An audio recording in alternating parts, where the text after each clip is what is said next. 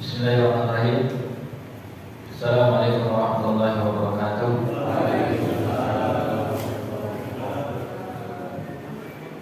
Alhamdulillahirabbil alamin wassalatu wassalamu ala asyrofil anbiya'i wal mursalin wa ala alihi wa ashabihi rasulillahi ajma'in. Amma ba'd. Qala Allah ta'ala fil Qur'anil Karim, a'udzu billahi minasyaitonir rajim. Bismillahirrahmanirrahim. Ya ayyuhalladzina amanu taqullaha haqqa tuqatih wa la tamutunna illa wa antum muslimun. Ya ayyuhalladzina amanu taqullaha wa qulu qawlan sadida yuslih lakum a'malakum wa yaghfir lakum dhunubakum wa may yuti'illaha wa rasulahu faqad faza fawzan 'azima. Wa qala Nabiyyuna Muhammadin sallallahu alaihi wasallam, man salaka tariqan yaltamisu fihi 'ilman sahalallahu lahu bihi thariqan ila jannah wa may yuridillahu bihi khairan yufaqihu fid din. Jemaah masjid harusnya istiqomah. Saya dapat kembali dapat istiqomah alfiah istiqomah. Jemaah salat maghrib, bapak-bapak, ibu-ibu yang saya hormati dan muliakan, Ketua DKM, Bapak Ustaz Imam kita, Ustaz Hanifur Rahman, dan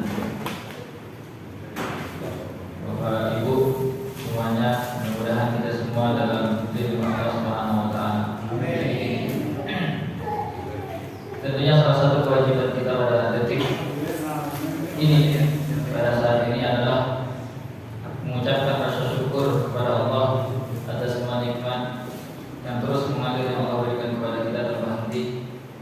Selalu kita bersyukur kepada Allah Subhanahu wa taala.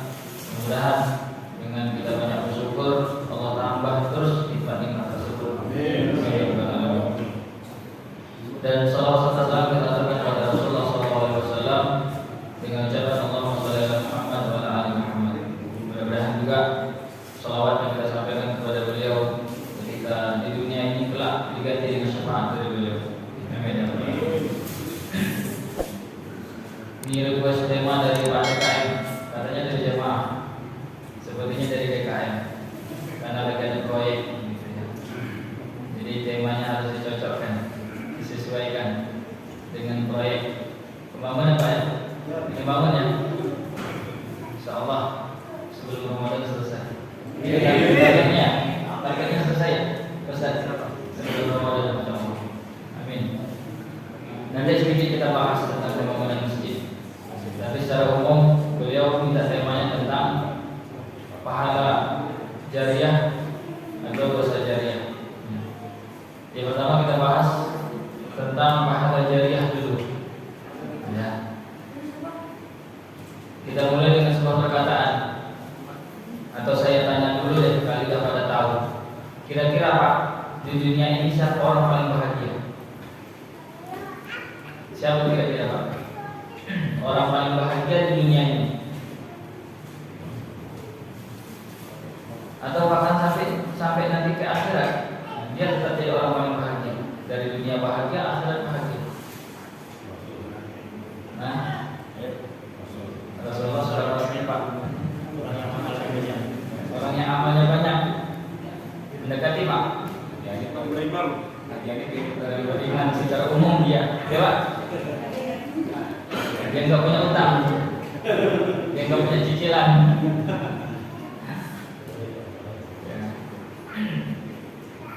Imam Ibnu Qudamah rahimahullah pernah mengatakan bahwa orang yang paling bahagia adalah orang yang sudah berhenti nafasnya, tapi tidak berhenti aliran pahalanya.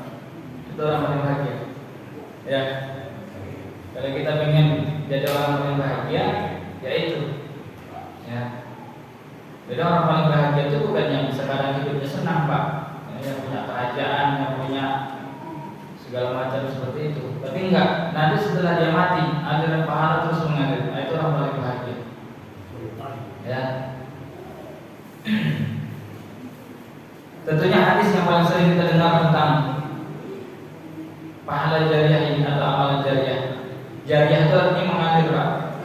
Ya, terus mengalir gitu ya. walaupun sampai dia sudah mati, amalannya pahalanya terus mengalir. Itu artinya jariyah. Jadi amalan jariyah itu adalah amalan yang pahalanya terus mengalir. Walaupun orangnya sudah berhenti, tapi amalan terus mengalir.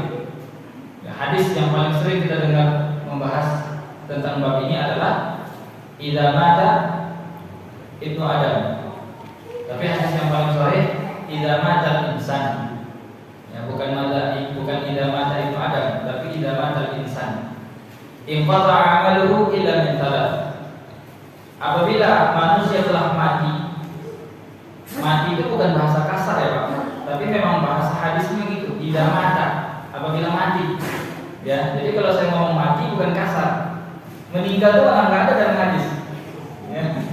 Tapi meninggal dunia ya karena dia meninggalkan dunia disebut meninggal. Tapi kalau mati itu memang bahasanya begitu. Ya. Kalau wafat itu juga bahasa Al-Quran. Wafat, ya. Mati juga. Memang sedikit agak kasar sih. Apabila wafat seorang manusia, ya, apabila seorang manusia wafat, maka terputuslah semua amalannya. Illa min salas, kecuali 3 golongan. Ya, 3 amalan yang terus mengalir pahalanya. Apa yang pertama Pak? Insyaallah hafal ya. Shadaqatun jariyatun.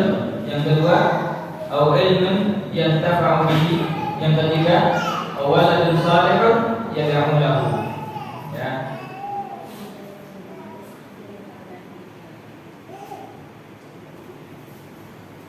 Faedah hadis yang tadi kita bacakan, sama-sama kita hafal tadi. Yang pertama adalah jika manusia itu telah mati, amalannya terputus.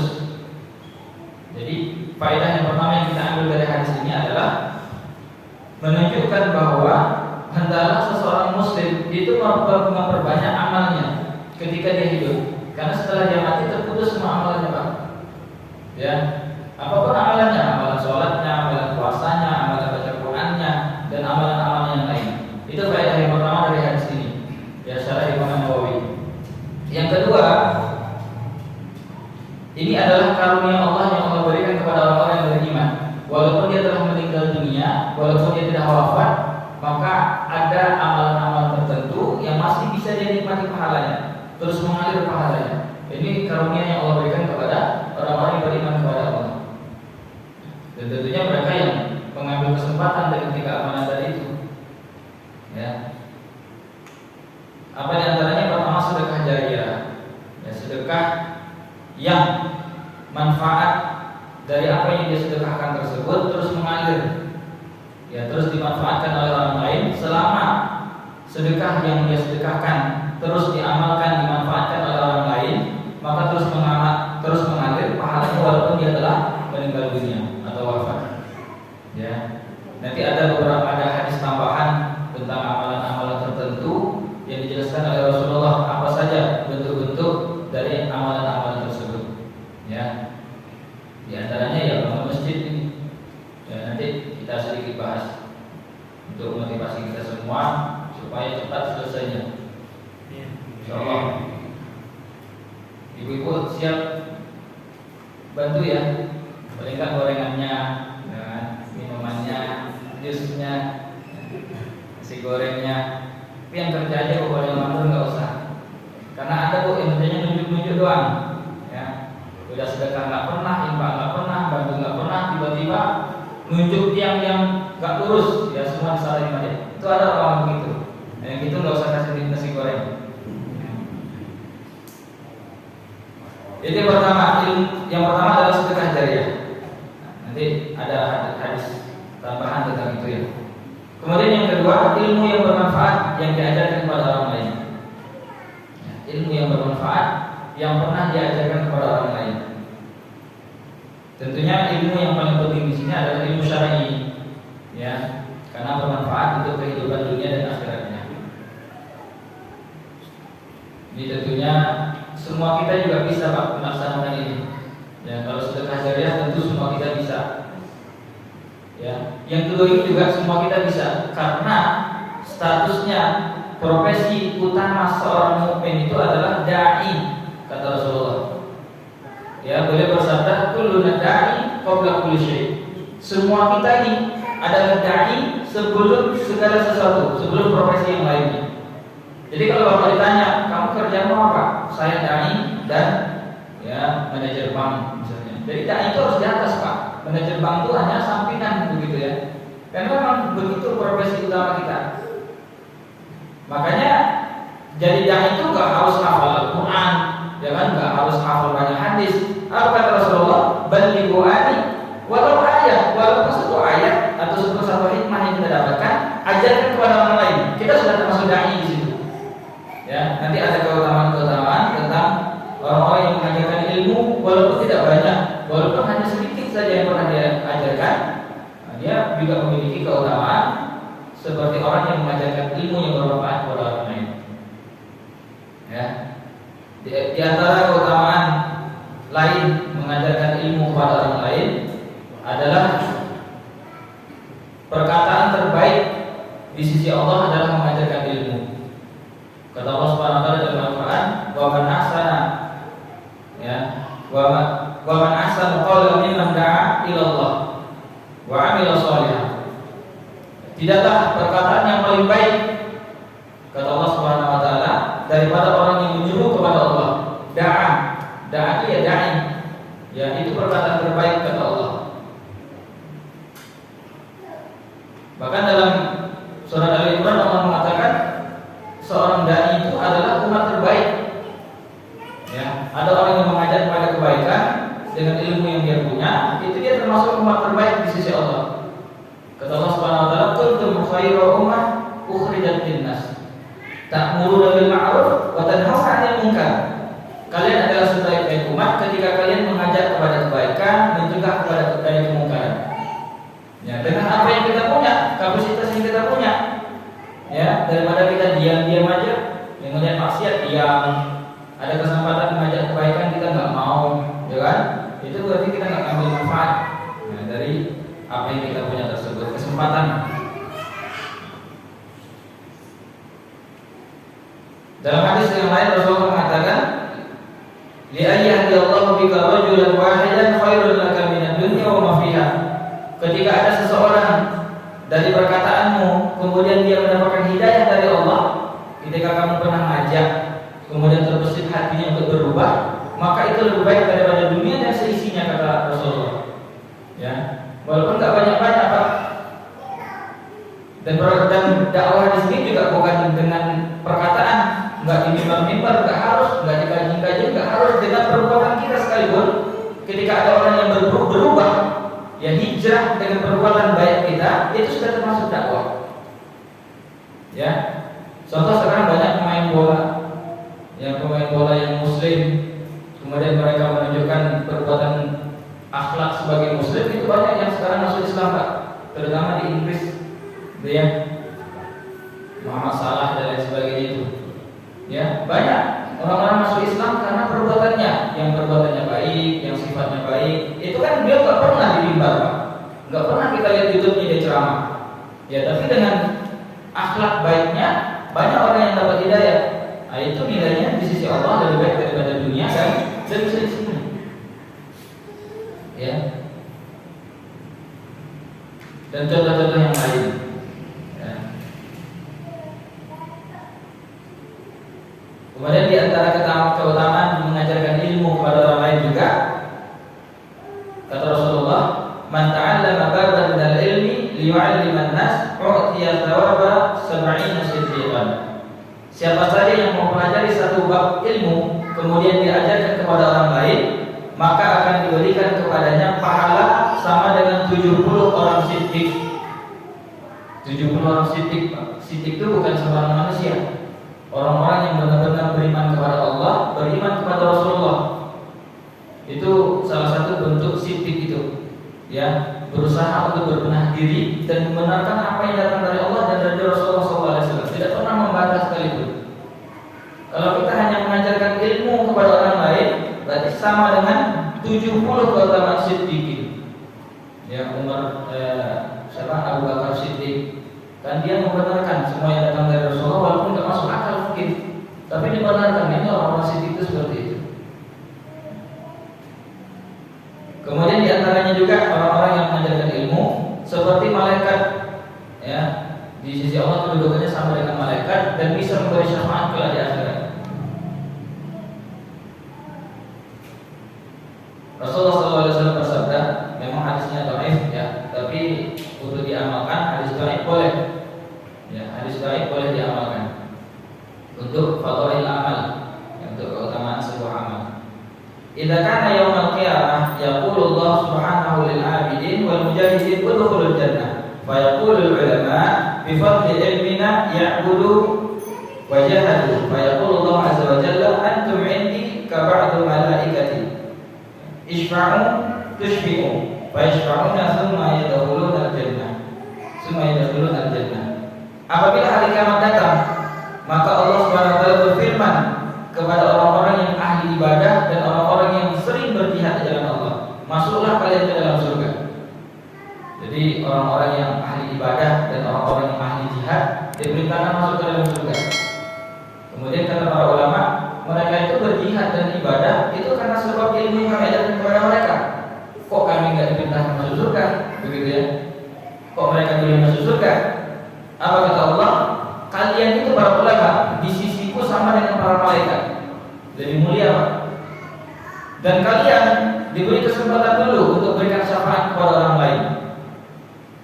Ya, berikan syafaat kepada siapa yang kalian kehendaki. Setelah mereka memberikan syafaat kepada orang lain, kemudian mereka diperintahkan masuk surga. Memang masuk surganya nggak dulu Pak, karena diperintahkan dulu untuk jadi syafaat. Siapa yang kalian mau bawa syafaat, begitu ya? Ketika mereka pernah mengajarkan ilmu kepada orang lain. Jadi antaranya juga dunia ini terlaknat kecuali orang alim dan mengajarkan ilmu. Kata Rasulullah, "Ad-dunya mal'unatun, mal'unun ma fiha illa dzikrullah subhanahu wa ma walahu aw mu'alliman aw muta'alliman." Dunia ini seluruh isinya terlaknat. Ya, terlaknat itu buruk Pak. Semua isi dunia itu buruk kecuali ya, zikir kepada Allah. Kemudian kecuali segala sesuatu yang disukai oleh Allah.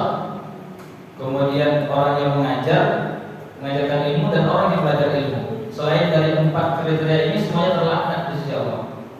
Ya, zikir sesuatu yang dicintai sama Allah, ya, apapun ya ibadah yang kita kerjakan berarti dicintai sama Allah.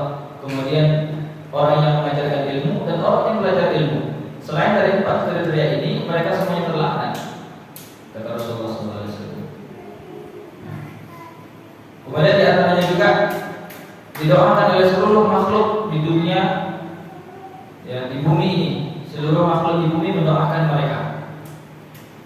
Ya.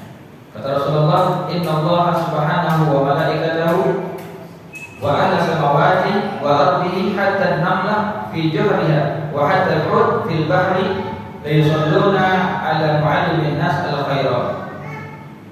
Bahwasanya Allah dan para malaikatnya, penduduk bumi dan penduduk langit, sampai semut yang ada di lubang, bahkan ikan yang ada di lautan, semuanya berdoa bagi kebaikan mereka yang gemar mengajarkan ilmu kepada orang lain. Semuanya mendoakan kita, Pak, mendoakan kebaikan kepada Allah. Sampai semut yang ada di lubang, ya, sampai ikan yang ada di lautan, semuanya mendoakan kita supaya mendapatkan kebaikan selagi kita mengajarkan ilmu kepada orang lain. Pengertiannya di sini, kenapa penduduk hewan-hewan tersebut mau mendoakan kebaikan kita kepada Allah? Di antara alasannya, karena kalau tanpa ada orang berilmu yang mengajarkan kepada orang lain kebaikan, maka seluruh makhluk yang ada di muka bumi ini hidupnya nggak tenang, Pak. Ya, hidupnya nggak tenang kalau nggak ada adab yang diajarkan kepada hewan, kepada makhluk yang lain, maka kehidupan seluruh dunia ini akan hancur. Bahkan Imam Al-Basri, Hasan Al-Basri mengatakan kalau tidak ada ulama, maka seluruh manusia akan seperti binatang semuanya. Ya. Buruk semua perannya. Makanya salah satu bentuk terima kasihnya hewan yang ada di muka bumi ini, salah satu bentuk terima kasihnya kepada orang yang berilmu yang telah menjaga mereka hidup, mereka mendoakan kebaikan kepada orang yang mengajarkan ilmu itu tadi.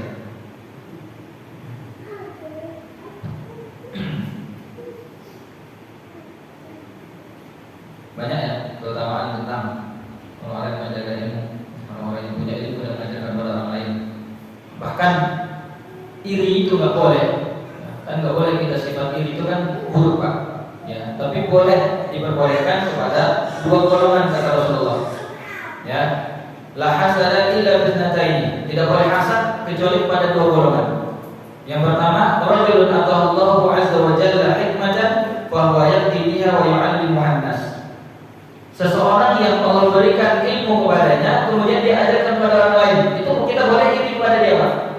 Atau yang kedua, wa rajulun atahu Allahu malan fa sallatahu ala halakatihi fil khairi. Seseorang yang Allah berikan harta kemudian hartanya dia gunakan untuk kebaikan-kebaikan, itu kita boleh iri kepada mereka berdua. Ya, kalau iri kepada orang lain itu nggak boleh Pak. Ya, iri karena jabatannya itu nggak boleh. Tapi iri karena ilmunya, iri karena harta yang dia gunakan untuk yang baik-baik itu boleh. Jemaah yang dirahmati Allah Subhanahu wa taala, itu tentang ya tambahan saja sebenarnya keutamaan orang-orang yang mengajarkan ilmu selain mengalir pahala ya sampai ke kuburnya selagi ilmu tersebut diajarkan kepada ya dipraktekkan oleh orang lain yang pernah diajarkan. Makanya ibu-ibu ya, ibu-ibu yang punya anak itu kalau bisa huruf hijaiyah ini jangan gurunya ngajarin, Al-Fatihahnya itu jangan gurunya ngajarin. Ya, kalau kita punya anak huruf hijaiyah dari alif sampai ya yang mengajarkan guru, mereka yang dapat pahala Bu. Ya, Al-Fatihahnya gurunya yang ngajarin, mereka yang dapat pahala. Padahal Al-Fatihah itu dibaca terus sampai tua nanti. Ya, dan pahalanya terus mengalir kepada mereka. Itu dapat apa? Ya kan? Kalau bisa yang sepele-sepele seperti itu ya cara wudu, cara sholat, bacaan sholat itu ibunya yang ngajarin. Ya, pahalanya ibunya yang dapat itu terus. Itu dibaca terus Bu. Ya setiap sholat Al-Fatihah itu dibaca terus. Ya kalau orang lain yang ngajarin, yang lain yang dapat. Ya kan? Itu yang kedua tentang ilmu yang bermanfaat yang diajarkan kepada orang lain. Kemudian awal yang ketiga, waladun sholihun yad'u lahu. Anak soleh yang mendoakan orang tuanya. Pernah dulu kita bahas kalau nggak salah ya, tentang anak soleh ini. Ya, jadi syaratnya harus soleh Pak. Anak itu harus soleh syaratnya. Kalau yang pertama tadi syaratnya sedekah yang kita sedekahkan harus jariah yang mengalir terus, manfaat terus sama orang lain. Kalau ilmu tadi yang kita ajarkan harus manfaat. Yang ketiga, anak yang mendoakan itu harus soleh. Jadi tiga-tiganya punya syarat. Ya, sedekah harus terus mengalir. Ya, kita sedekahkan kepada sesuatu yang terus bermanfaat mengalir. Ilmu itu juga harus bermanfaat. Anak itu juga harus soleh. Ya, kalau anaknya nggak soleh nggak bisa, nggak nyampe, gitu ya, kepada doanya kepada orang tuanya.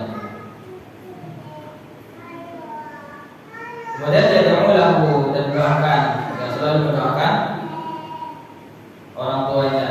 Bahkan dalam ada riwayat mengatakan ketika orang tua itu, ya na'udzubillah, tapi kalau ada yang disiksa di alam kubur, itu malaikat berhenti nyiksanya Pak. Nah, ternyata ketika malaikat itu berhenti, itu ketika itu anaknya memohonkan ampun ke orang tuanya. Setelah itu selesai dilahirkan lagi, gitu ya. Jadi semakin banyak anaknya mengirimkan istighfar doa kepada orang tuanya, ya semakin lama istirahat di azabnya. Ya, ini tentang istighfar atau doa anak yang soleh kepada orang tuanya. Memang sekarang didik anak itu susah Bu ya. Didik anak itu susah. Dan ini kegalauan orang tua terutama di zaman edan seperti ya anak-anak mudanya kita lihat di sini anak muda yang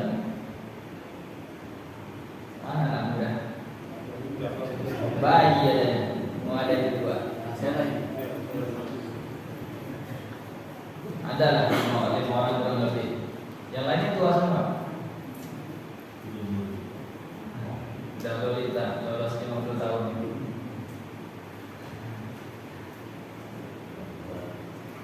Dan mbah-mbah semua gitu ya. Karena memang tantangan anak muda hidup di zaman sekarang ini juga sulit.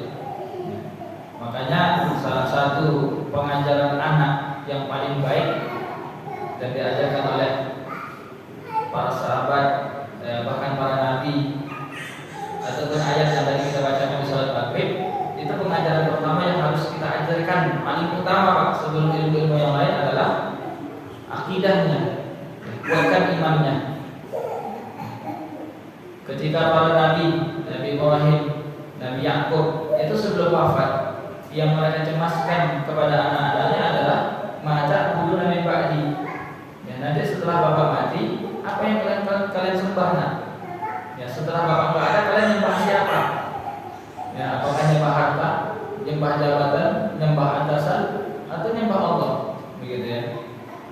Begitu juga dengan yang diajarkan oleh Luqmanul Hakim yang tadi kita bacakan. Apa pengajaran pertama yang diajarkan sebelum sholat? Ya, sebelum amar ma'ruf nahi munkar. Yang paling pertama yang diajarkan, ya bunayya la tusyrik billah.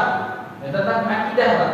Jangan sekali-kali kalian menyekutukan Allah, mensekutukan Allah, baik dengan jabatan, ya baik dengan harta, baik dengan atasan. Jangan pernah sekali-kali menduakan Allah. Jangan pernah sekali-kali mendahulukan apapun kecuali Allah.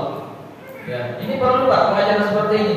Kalau anak-anak sudah tumbuh keimanannya, akidahnya sudah kuat seperti itu, ya silakan mau sekolahnya ke Amerika, ya ke Jerman, ya bebas, yang penting akidahnya sudah benar. Ya, ini pengajaran pertama Pak yang harus kita ajarkan kepada anak-anak kita sejak dini, bahkan harus dari kecil. Kalau sudah tua udah agak sulit. Kemudian baru ajaran-ajaran lain.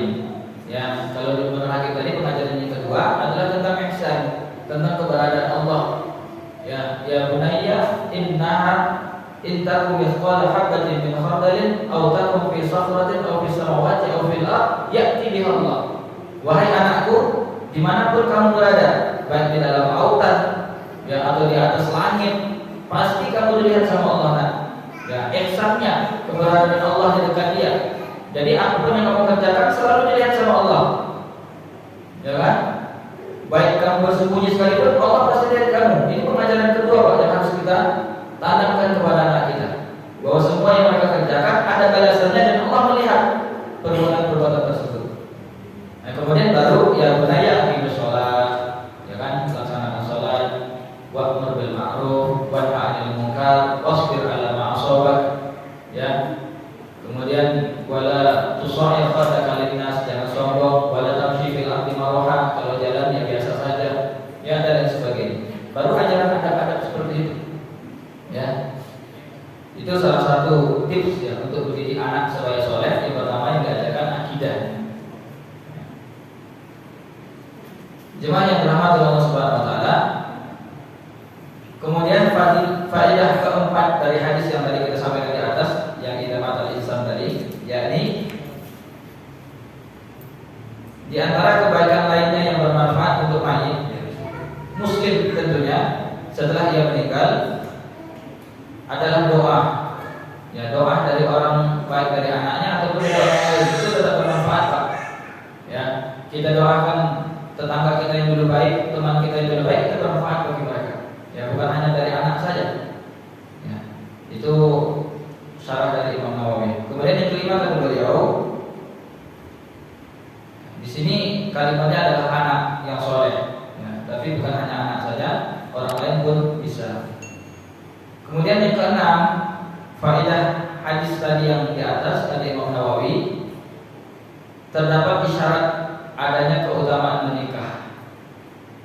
Karena anak soleh itu didapatkan ya dari nikah Pak. Kalau nggak nikah nggak dapat anak soleh, gitu ya.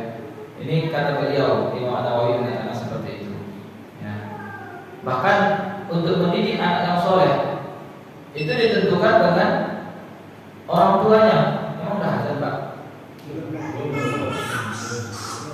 Ya, salah satu bentuk pengajaran untuk mendidik anak menjadi soleh, ya, adalah ketika seorang bapak mencari calon ibunya atau calon istrinya. Itu sudah mulai Pak mendidik anak yang soleh itu dari situ. Ada seorang bapak datang kepada Umar bin Khattab, wahai Umar bin Khattab, anak saya ini durhaka. Ya, anak saya ini durhaka.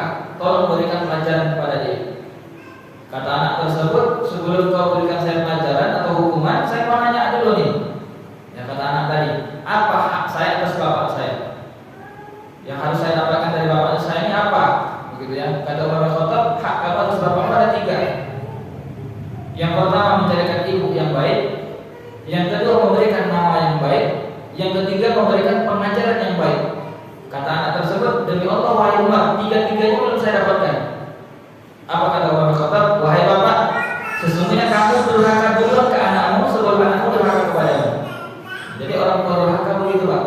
Dia tidak mencarikan ibu yang baik untuk anaknya, kemudian nama yang dia kasih ke anaknya nama-nama orang kafir semua, ya, Lionel Messi, begitu ya, Ronaldo, Steven apa segala macam, Cristiano segala macam, gitu ya. Namanya buruk-buruk semua. Kemudian yang ketiga, tak pernah ajaran anaknya kebaikan.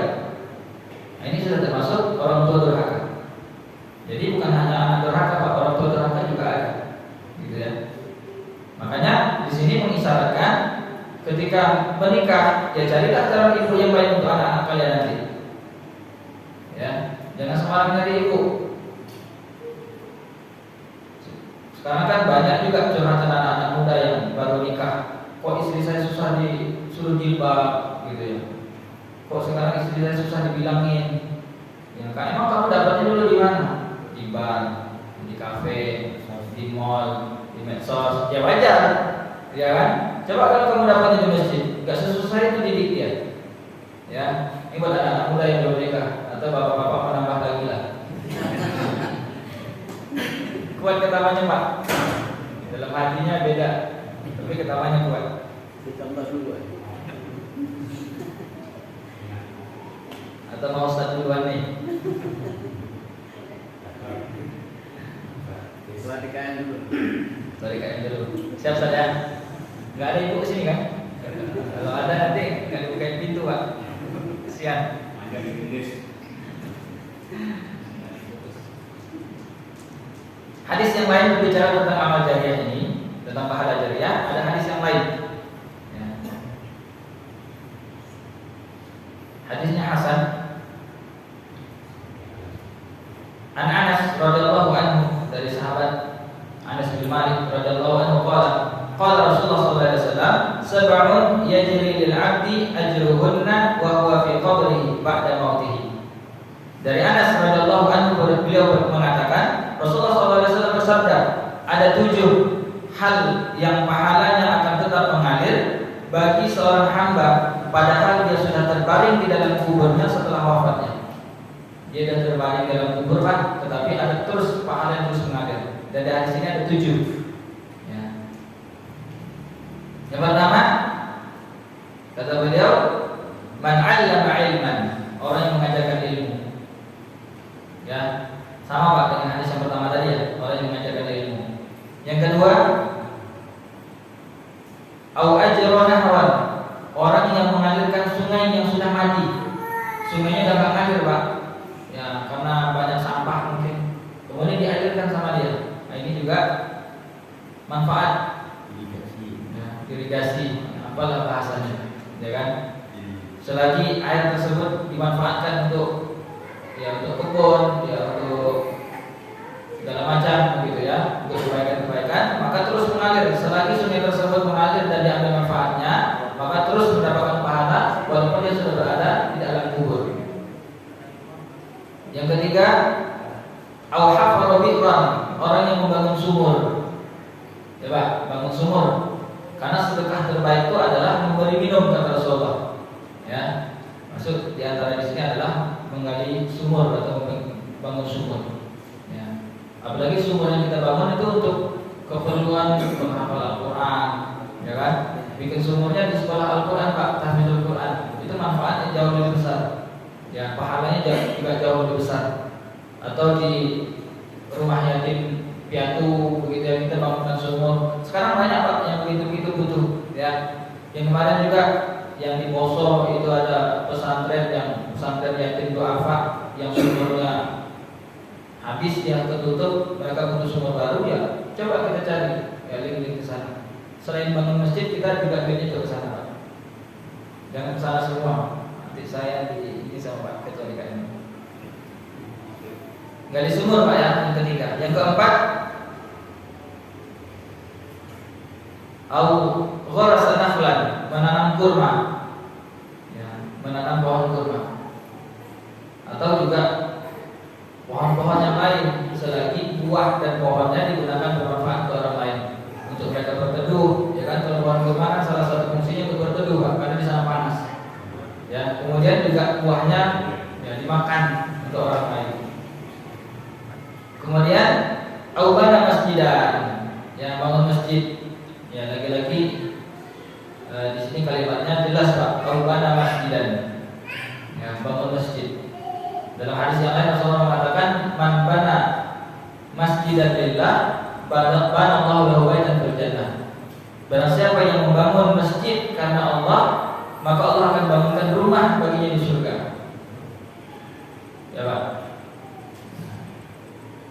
Kita bangun rumah di dunia saja butuh tenaga banyak, Pak. Ya, butuh duit banyak, ya, ratusan juta. Ya, jadi ketika kita pengen rumah di surga, ya salah satunya juga harus banyak yang kita keluarkan. Ya, memang ada dalam hadis yang lain Rasulullah mengatakan, barang siapa yang membangun masjid, walaupun hanya sebesar sarang burung, maka Allah bangunkan rumah baginya di surga semisal itu. Ya, sama persis, ya sama dengan apa yang dia sedekahkan. Jadi salah satu makna bangun masjid di sini itu bukan bangun masjid sendiri, Pak. Ya, bukan dia bangun masjid sendiri kemudian baru masuk dalam hadis ini, enggak. Tapi dia pernah ikut andil, walaupun tidak berbentuk harta. Ya, dia pernah ngaduk semen, itu sudah termasuk, Pak, dalam hadis ini. Tapi jangan ngaduk semen semua, ya. Duitnya kita juga butuh, Pak. Ya, jangan mentang-mentang saya jelaskan ini besok ngaduk semen semua, angkat patah semua. Ya, kita nggak perlu tukang, semuanya kita tukang gitu. Tapi nggak ada duit keluar, sama aja. Ya. Jadi maknanya sekecil apapun yang pernah kita sumbangkan untuk bangun masjid, maka kita termasuk ke dalam orang-orang yang membangun rumah di surga oleh Allah Subhanahu wa taala. Ya. Dan ini juga pahala jariah yang terus mengalir selagi masjid ini masih berdiri, ya, masih dimanfaatkan, masih banyak kegiatannya, walaupun kita sudah terbaring di kuburan, Pak, maka amalan terus mengalir, pahala terus mengalir. Ya. Jadi kalau bahasa lainnya, kita transfer sekali, Allah transfer kita berkali-kali, bahkan sampai kita mati nanti, transfer pahala terus mengalir dari Allah. Ya kan? Makanya ada beberapa golongan manusia yang di masjid ini mendapatkan pahala besar. Ya, yang pertama muadzin. Itu muadzin pahalanya besar karena dia mendapatkan pahala seluruh orang yang datang sholat. Ya, selagi ada orang yang sholat dengan adzan yang dia kumandangkan, dia mendapatkan pahalanya. Yang kedua imam.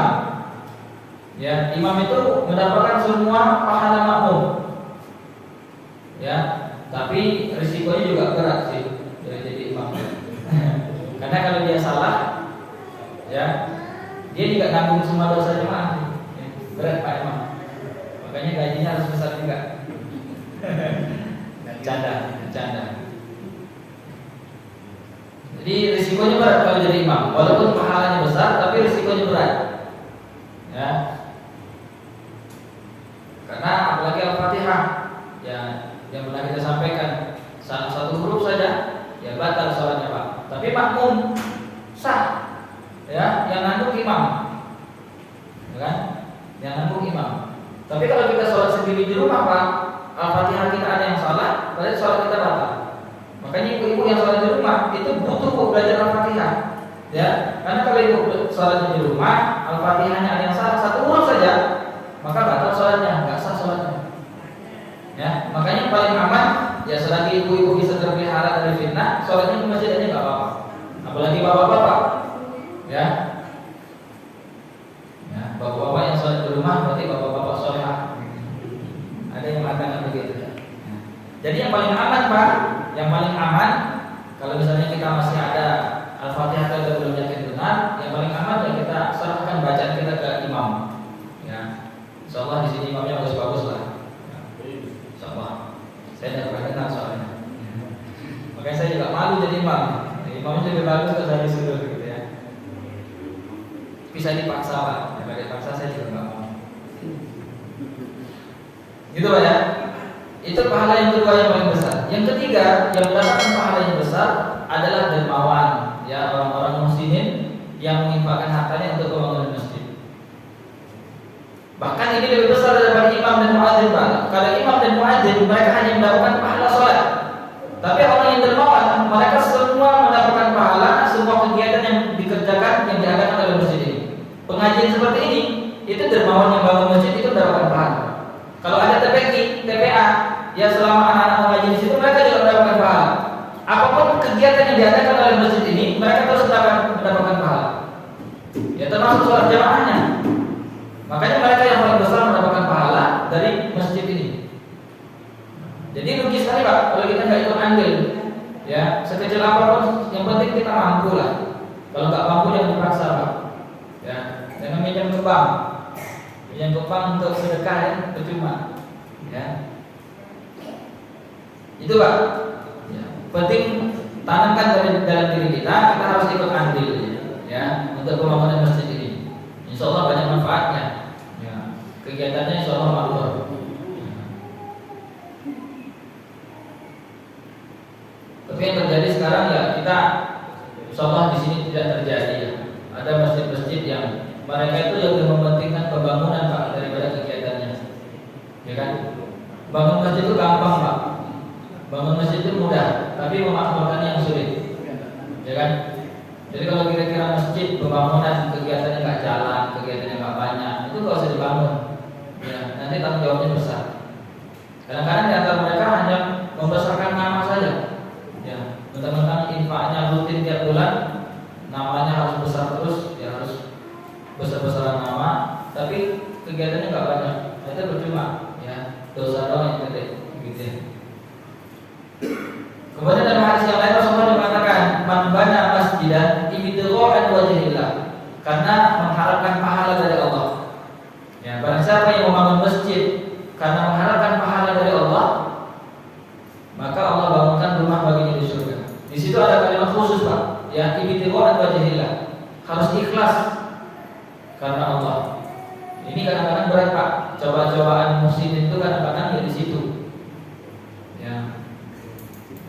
Kalau bisa setiap Jumat namanya disebut. Kalau bisa 30 hari Ramadan setiap malam namanya disebut. Padahal infaknya cepat, gitu ya. Padahal infaknya sedikit, tapi namanya pengen disebut terus, begitu ya. Enggak. Ya. Dia dapatkan keutamaan, Pak, di dunia. Namanya dipandang baik sama orang. Oh, bapak ini baik ya. Namanya diangkat sama orang. Tapi dia nggak dapatkan apa-apa nanti di akhirat. Ya, kata Rasulullah SAW, kata Allah Subhanahu Wa Taala dalam surat Al-Baqarah itu juz ketiga, permisalan orang-orang yang bersedekah hanya untuk mencari nama, ya, hanya untuk namanya disebut-sebut atau dalam bahasa lainnya riya. Dia itu seperti ada batu yang sangat licin, kemudian ditaruh di atasnya pasir. Tiba-tiba disiram sama hujan yang sangat deras. Kira-kira di atas batu tadi apa yang tersisa, Pak? Habis licin kembali. Seperti itu perumpamaan orang-orang yang bersedekah, berinfak hanya untuk riya, dia tidak mendapatkan pahala sama sekali. Ya. Makanya kalau misalnya harus lewat rekening, ya ATM-nya sendiri. Ya supaya nggak harus laporan. Kadang-kadang kan pakai ATM-nya ATM pribadi. Kemudian harus laporan, ya otomatis namanya harus dicatat, gitu ya. Itu sedikit mengurangi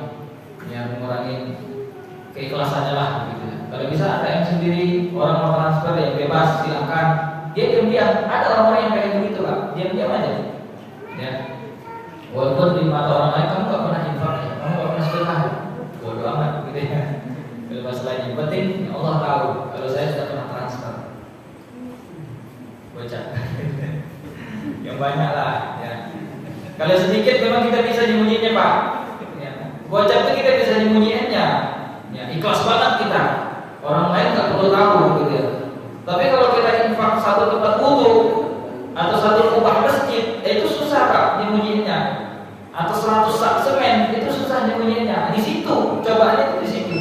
Ya, makanya salah satu keutamaan orang-orang yang bersedekah, kemudian mereka menyembunyikan sedekahnya. Sampai-sampai kata Rasulullah,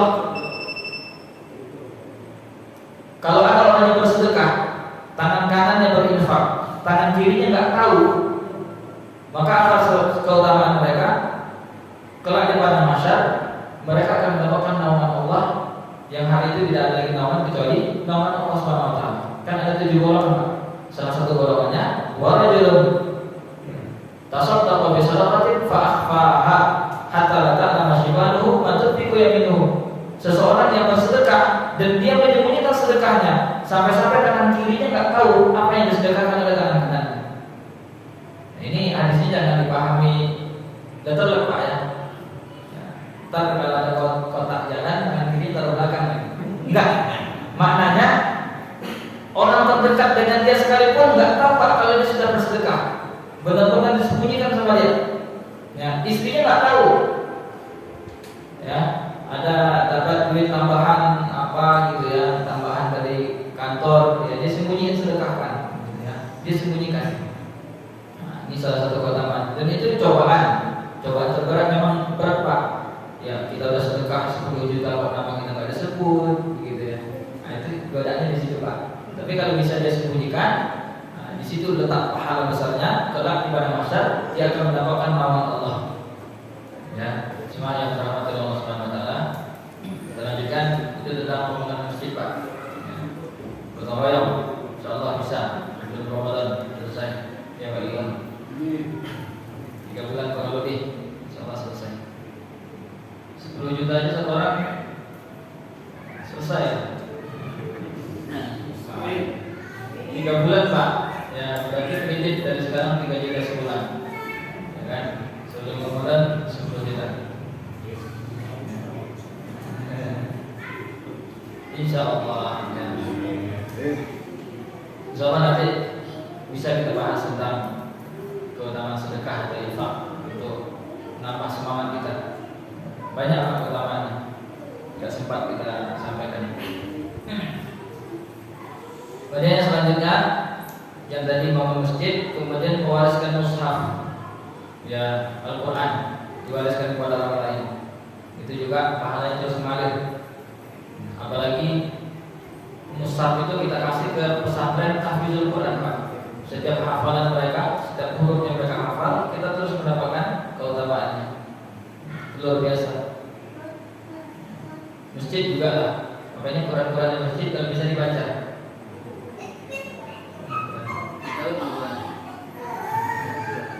Di dalamnya.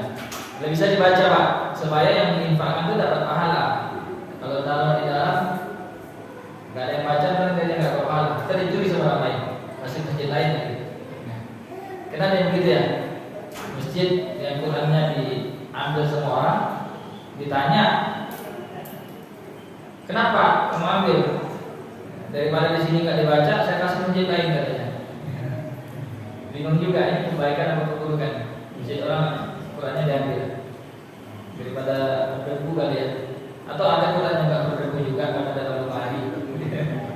Dibaca Pak, supaya yang menginfakkan juga dapat sedekah.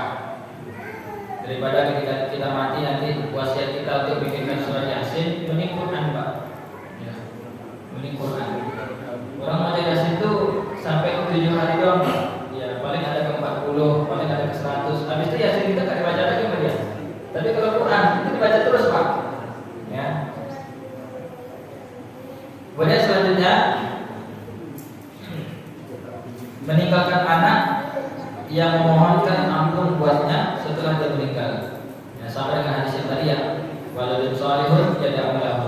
Tapi syaratnya anak tersebut harus terus memohonkan ampun untuk orang tuanya di alam kubur. Ya. Kalau anaknya lupa sama orang tuanya, ya berarti dia nggak mendapatkan itu. Ya. Pernah kita sampaikan, butuh anak yang soleh itu seperti itu Pak. Anak yang soleh itu akan terus ingat sama orang tuanya. Tapi kalau yang kita tinggalkan anak nggak soleh, dia ingatnya ya ketika tahlilan aja. Ketika tahlilan ingat, ngasih makan orang lain. Setelah itu ya dia bebas lagi, nggak sholat, dia kan mabok-mabokan, berzina kerjanya. Kita nggak dapat apa-apa. Jadi butuh yang kita tinggalkan adalah anak yang soleh. Ya.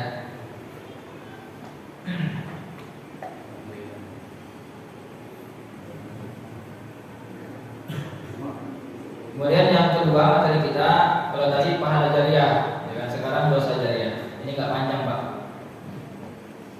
Sama Pak, kalau tadi pahalanya terus mengalir, kalau ini dosanya terus mengalir, walaupun orangnya sudah mati.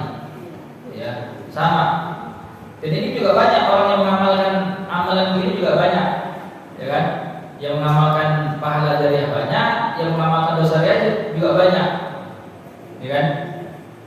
Di antaranya sumber penyebab dosa jariah ini adalah mempelopori perbuatan maksiat. Ya, dia yang memulai maksiat tersebut. Dia melakukan sebuah maksiat di hadapan orang lain, kemudian orang lain meniru perbuatan tersebut. Ya, ditiru terus selama generasi setelahnya, maka dia terus mendapatkan dosa dari apa yang dia kerjakan. Kata Rasulullah SAW, "Man sanna fil Islami sunnatan sayyi'atan kana 'alaihi wizruha wa wizru man 'amila biha min ba'dihi. Min wari ay yanqusa min awzarihim syai'an." Siapa yang mempelopori satu kebiasaan yang buruk dalam Islam, maka dia mendapatkan dosa keburukan itu dan dosa setiap orang yang melakukan keburukan itu setelahnya, tanpa dikurangi sedikit pun dari dosa mereka. Keburukan apapun yang pernah dia kerjakan di hadapan orang lain, kemudian diikuti oleh orang setelahnya, maka terus dia mendapatkan dosa dia dan dosa orang yang mengikutinya, tanpa mengurangi dari dosa orang tersebut sedikit pun. Jadi dosanya double Pak. Dan itu terus mengalir selama perbuatan tersebut dilakukan oleh orang lain, maka dia mendapatkan dosanya. Termasuk salah satunya membunuh. Kalau ada orang membunuh sekarang, maka Qabil terus mendapatkan dosa membunuh. Qabil yang pertama kali membunuh Habil, dia terus mendapatkan dosa jariah membunuh. Setiap ada yang membunuh, dia dapat dosa membunuh. Setiap ada yang membunuh, dia terus mendapatkan dosa membunuh. Ya, begitu kata Rasulullah dalam hadis riwayat Bukhari. Ya. Kata Rasulullah, tidak ada satu jiwa yang terbunuh secara zalim, melainkan anak Adam yang pertama kali membunuh akan mendapatkan dosa karena pertumpahan darah itu. Ya, setiap ada orang yang membunuh, terbunuh. Ya, jadi Qabil terus mendapatkan transferan dosa. Luar biasa Pak, karena dia yang mempelopori bunuh pertama, yang bunuh pertama. Termasuk mirip gambar di medsos ya. Ya, jadi di antara contoh sekarang ya produk-produk pakaian ketat, yang mereka yang jahit pakaian-pakaian you can see, itu mereka dapat dosa Pak. Ya kan, selama pakaian mereka dipakai sama orang lain, auratnya terbuka, dilihat sama orang lain, walaupun dia sudah mati, konveksinya bangkrut sekalipun, maka dia terus mendapatkan dosa. Ya, rok-rok mini begitu ya, pakaian-pakaian yang membuka aurat Pak. Nah, jadi dia terus mendapatkan dosa karena dia pelopor pertamanya.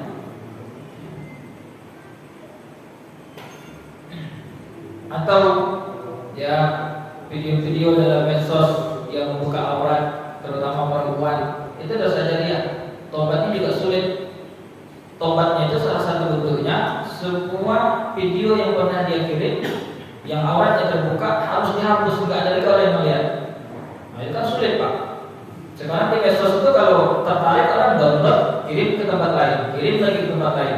Selagi video tersebut masih tersebar dan masih dilihat sama orang lain, maka dia terus mendapatkan dosa, walaupun dia sudah mati.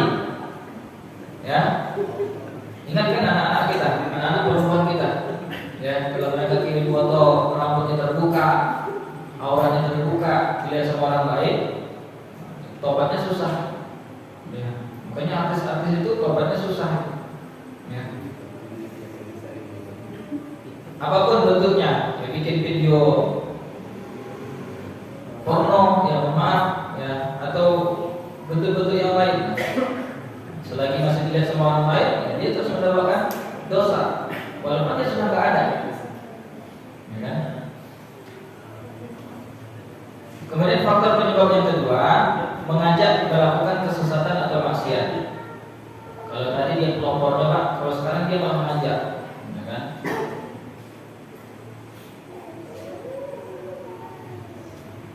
Meskipun dia sendiri nggak ngelakuin, tapi dia ngajak orang lain, ya kan?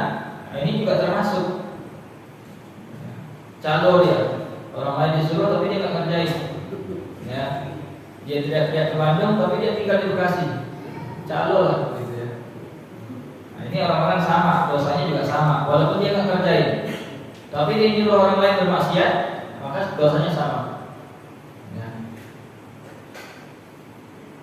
Ya, ayat-ayat yang mengatakan tentang itu, dan mereka memikul dosanya 2 kali lipat, dosa dia dan dosa orang yang mengikutinya. Kalau yang mengikutinya banyak, bayangkan, ya, kayak MLM lah, semakin banyak yang ikut, semakin banyak dosanya.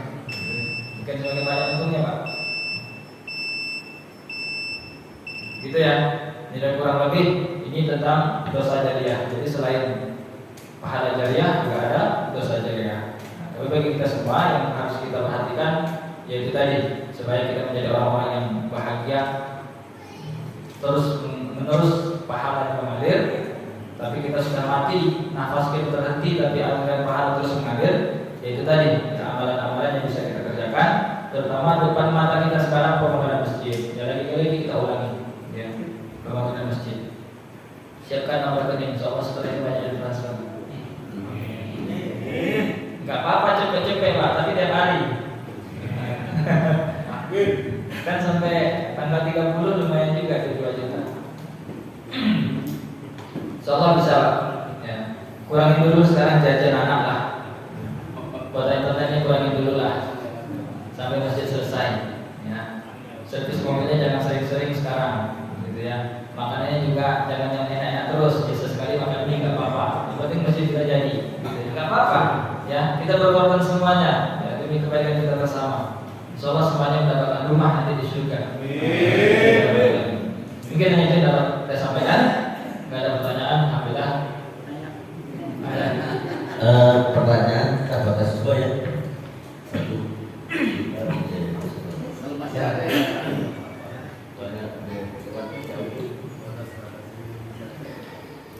Jangan disulit-sulit Pak. Jangan gampang-gampang aja.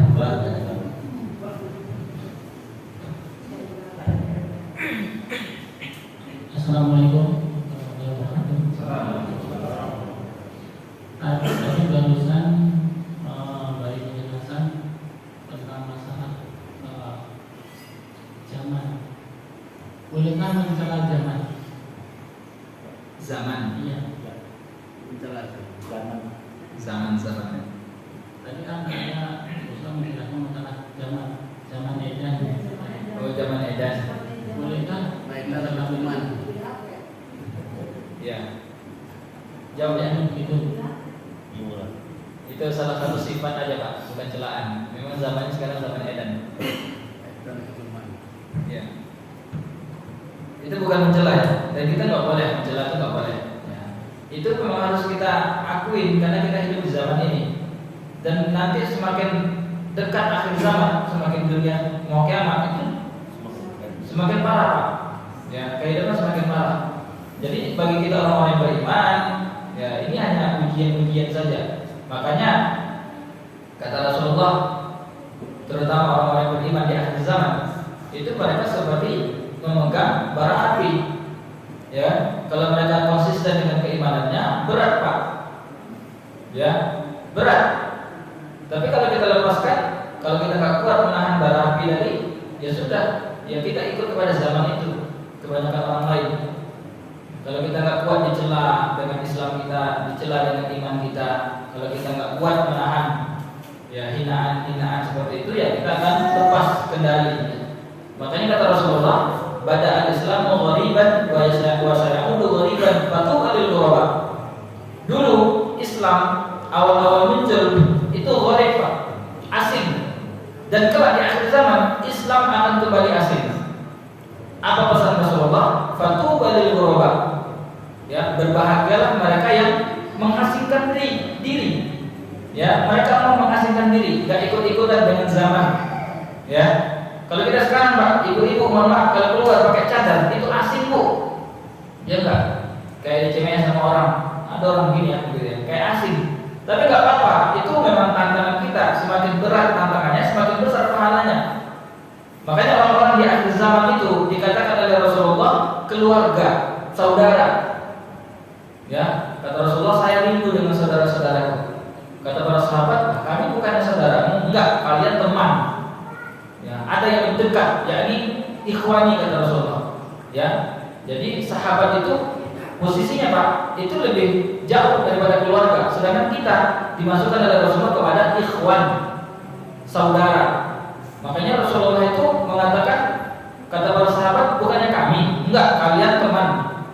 Ada yang lebih dekat daripada kalian, yakni saudaraku. Siapa mereka? Orang-orang di akhir zaman kelak yang tidak pernah melihatku, tapi mereka beriman kepadaku. Jadi kedudukan kita Pak, kalau kita kuat dengan keimanan kita, itu lebih dekat dengan Rasulullah daripada para sahabat yang mereka melihat Rasulullah. Ya, saudara itu Pak dibandingkan teman.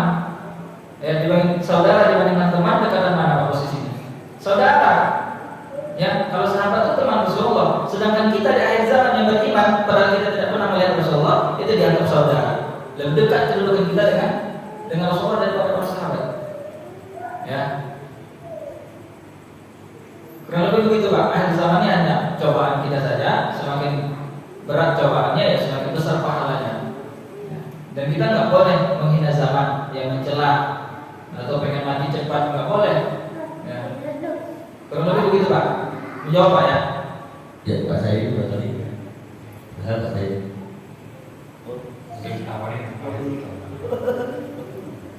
Habis bahasa. Assalamualaikum warahmatullahi wabarakatuh. Terima kasih Ustaz Haji.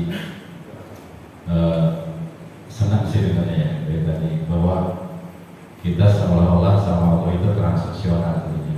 Jadi pahala sholat pahalanya sekian terus. Mungkin yang ingin saya pertanyakan satu hal ya, sebenarnya yang bisa memasukkan kita ke dalam surga itu amal atau ridho Allah. Terima kasih. Assalamualaikum warahmatullahi wabarakatuh. Ya, bagus pertanyaannya, insyaallah.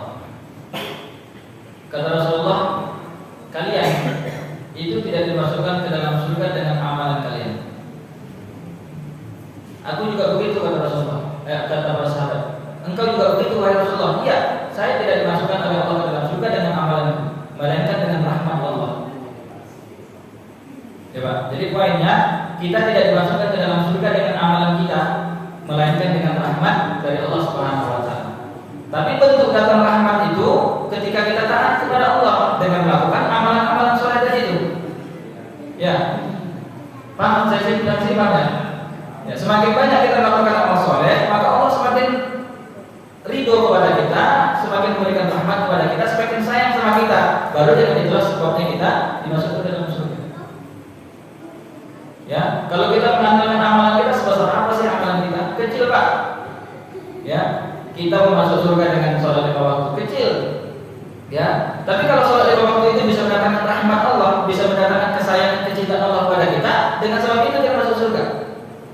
Tapi kalau kita pengen dapat rahmat Allah tapi nggak ngerjain apa-apa, gimana caranya? Ya kan, nggak mungkin datang rahmat Allah kecuali kita dekat dengan Dia, melakukan kewajiban-kewajiban kita, melakukan ya kewajiban kita, yang menunaikan hak-hak kita, kewajiban kita kepada Allah, maka barulah datang rahmat Allah Subhanahu Wa Taala. Ya kurang lebih, ya kalau misalnya kita di sebuah perusahaan, misalnya bos kita mengatakan kalian kalau mau naik gaji, ya nanti dapat. Ya kalau mau naik pangkat nanti salah satu caranya ya dengan kesayangan saya kepada kalian. Kalau saya sayang sama kalian, nanti saya naikkan pangkat. Tapi kita nggak pernah kerja Pak, bolos mulu, ya kan? Nggak pernah kelihatan bagus depan bos. Apa memang bisa kita naik pangkat? Enggak Pak, kita harus rajin dulu.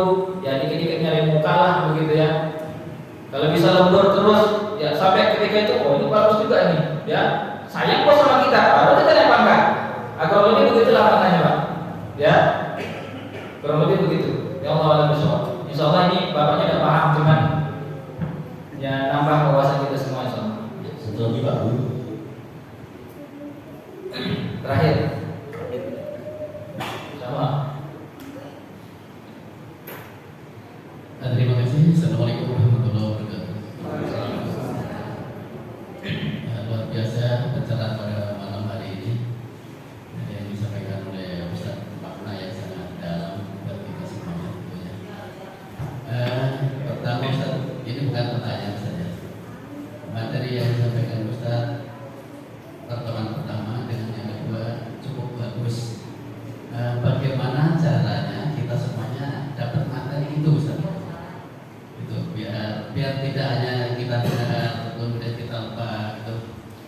ada yang kita pegang, kita baca, kemudian lebih bermanfaat bagi Ustaz ya. Ya. Itu berkaitan itu. Nanti itu gimana caranya lah, Pak Haji. Ya, jadi bisa di depan kita akan setiap pasien ada flight slide, dia ada monitor, ada LCD, sehingga terekam Pak.